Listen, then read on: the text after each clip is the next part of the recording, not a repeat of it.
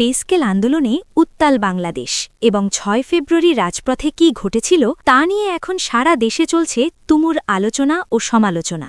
প্রিয় সরকারি চাকুরিজীবী ভাই ও বোনেরা, আজকের সকালের আপডেট নিউজে আপনাদের স্বাগতম। যারা আমাদের চ্যানেলে নতুন তারা এক্ষুনি চ্যানেলটি সাবস্ক্রাইব করুন। আর হ্যাঁ, অবশ্যই কমেন্ট করে জানাবেন আপনারা কে কোন জেলা থেকে আমাদের ভিডিওটি দেখছেন। তবে চলুন কথা না বাড়িয়ে আজকের সর্বশেষ সংবাদটি জেনে নিন। পুলিশের সঙ্গে সংঘর্ষ এবং আহত সরকারি কর্মচারীদের আহাজারিতে ভারী হয়ে উঠেছে ঢাকার বাতাস। ৬ না ১৫ আহতের সংখ্যা নিয়ে বিভ্রান্তি থাকলেও ঘটনার ভয়াবহতা নিয়ে কারও মনে কোনো সন্দেহ নেই। নির্বাচন সামনে রেখে কেন এত চাপ এবং পেস্কেল নিয়ে নতুন করে বড় আন্দোলনের শঙ্কা তৈরি হচ্ছে তা নিয়েই আজকের এই বিস্তারিত প্রতিবেদন। ৬ ফেব্রুয়ারি বাংলাদেশের সরকারি কর্মচারীদের নবম পেস্কেল ঘোষণার দাবিতে অনুষ্ঠিত আন্দোলন এক পর্যায়ে রূপ নেয় ভয়াবহ সংঘর্ষে, যা প্রশাসনের কেন্দ্রবিন্দুতে বড় ধরনের ধাক্কা দিয়েছে। সকাল থেকেই রাজধানী ঢাকা সহ গুরুত্বপূর্ণ কয়েকটি এলাকায়, বিশেষ করে শাহবাগ, মৎস্য ভবন ও সচিবালয় এলাকায় আন্দোলনকারীরা জড়ো হতে থাকেন। তাদের একটাই দাবি এবং তা হল বর্তমান বাজার দর ও মূল্যস্ফীতির সঙ্গে সামঞ্জস্য রেখে অবিলম্বে ও দ্রুত নতুন পেস্কেল ঘোষণা করতে হবে। আন্দোলনকারীদের ভাষ্য অনুযায়ী দীর্ঘদিন ধরেই তারা সরকারের কাছে নিয়মতান্ত্রিকভাবে দাবি জানিয়ে আসছেন এবং বিভিন্ন দপ্তরে স্মারকলিপি প্রদান করেছেন, কিন্তু আশানুরূপ কোনো অগ্রগতি না হওয়ায় এবং বারবার আশ্বাসের বাণী শুনে হতাশ হয়ে তারা রাজপথে নামতে বাধ্য হয়েছেন। পরিস্থিতি উত্তপ্ত হয়ে ওঠে যখন আন্দোলনকারীরা নির্ধারিত কর্মসূচির বাইরে গিয়ে মিছিল নিয়ে প্রধান উপদেষ্টার বাসভবন বা যমুনার দিকে এগিয়ে নেওয়ার চেষ্টা করেন।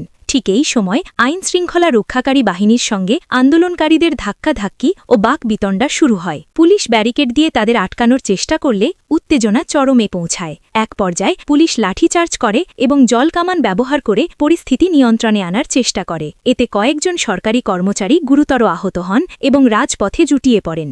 বিভিন্ন গণমাধ্যম সূত্র ও প্রত্যক্ষদর্শীদের বিবরণ অনুযায়ী এই সংঘর্ষে কমপক্ষে ৬ জন সরকারি কর্মচারী গুরুতর আহত হয়েছেন বলে নিশ্চিত করা হয়েছে। তবে কিছু স্থানীয় ও অনলাইন সংবাদমাধ্যম এবং আন্দোলনকারী নেতাদের দাবি আহতের সংখ্যা ১০ থেকে ১৫ জন পর্যন্ত হতে পারে। এমনকি ছত্রভঙ্গ হওয়ার সময় হুড়োহুড়িতে আরও অনেকে সামান্য আহত হয়েছেন বলে জানা গেছে। যদিও এখনও পর্যন্ত কোনো সরকারি পক্ষ থেকে বা পুলিশ প্রশাসনের পক্ষ থেকে আহতদের নির্দিষ্ট সংখ্যা আনুষ্ঠানিকভাবে নিশ্চিত করা হয়নি। আহতদের মধ্যে কয়েকজনকে তাৎক্ষণিকভাবে ঢাকা মেডিকেল কলেজ হাসপাতাল সহ আশেপাশের ক্লিনিকে নেওয়া হয়। প্রত্যক্ষদর্শীরা জানান, লাঠিচার্জের সময় রাজপথে চরম আতঙ্ক ছড়িয়ে পড়ে। অনেকেই ছত্রভঙ্গ হয়ে এদিক ওদিক ছোটাছুটি শুরু করেন, আবার কেউ কেউ আহত সহকর্মীদের উদ্ধার করতে জীবনের ঝুঁকি নিয়ে এগিয়ে আসেন। এই ঘটনা সাধারণ মানুষের মধ্যেও ভীতির সঞ্চার করে। এই আন্দোলনে রাজনৈতিক ও প্রশাসনিক গুরুত্ব আরও বেড়ে যায়, কারণ সামনে জাতীয় নির্বাচন।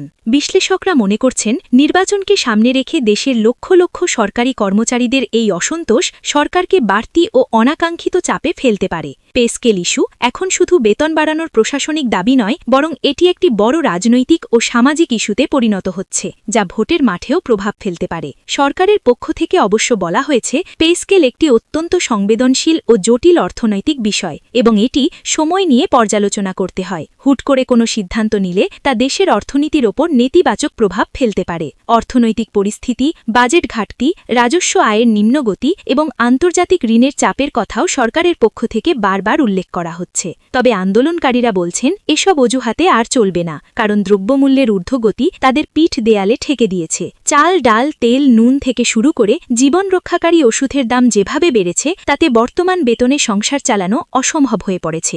৬ ফেব্রুয়ারির এই আন্দোলন এবং পুলিশের অ্যাকশন স্পষ্ট করে দিয়েছে যে সরকারি কর্মচারীদের মধ্যে ক্ষোভ এখন আর চাপা নেই, বরং তা আগ্নেয়গিরির মতো উদ্গীরণ ওঠে শুরু করেছে। যদি দ্রুত সমাধান না আসে এবং সরকার যদি আলোচনার মাধ্যমে একটি সম্মানজনক পথ খুঁজে বের না করে, তাহলে সামনে আরও বড় কর্মসূচি ও লাগাতার আন্দোলনের সম্ভাবনা উড়িয়ে দেওয়া যাচ্ছে না। বিশেষ করে জেলা ও উপজেলা পর্যায় থেকেও কর্মচারীরা ঢাকায় এসে আন্দোলনে যোগ দেওয়ার হুমকি দিচ্ছেন। ৬ ফেব্রুয়ারির পেস্কেল আন্দোলন এবং আহতের সংখ্যা নিয়ে বিভ্রান্তি থাকলেও একটি বিষয় পরিষ্কার যে সরকারি কর্মচারীরা তাদের দাবিতে অনড় এবং তারা আর কোনো মৌখিক আশ্বাসে ঘরে ফিরতে নারাজ।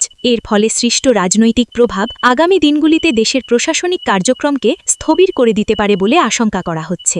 এখন দেখার বিষয়, সরকার এই পরিস্থিতি কিভাবে সামাল দেয় এবং কর্মচারীদের দাবি মেনে নিয়ে কোনো সুনির্দিষ্ট ঘোষণা দেয় কিনা। তবে ৬ ফেব্রুয়ারির ঘটনা যে সরকারি চাকুরিজীবীদের আন্দোলনের ইতিহাসে একটি কালো অধ্যায় হিসেবে চিহ্নিত হয়ে থাকবে তা নিঃসন্দেহে বলা যায়। ভিডিওটি খুবই জরুরি, তাই দয়া করে সবার সাথে ভিডিওটি শেয়ার করতে ভুলবেন না। আর নতুন ভিডিও আপডেট পেতে এক্ষুনি চ্যানেলটি সাবস্ক্রাইব করুন।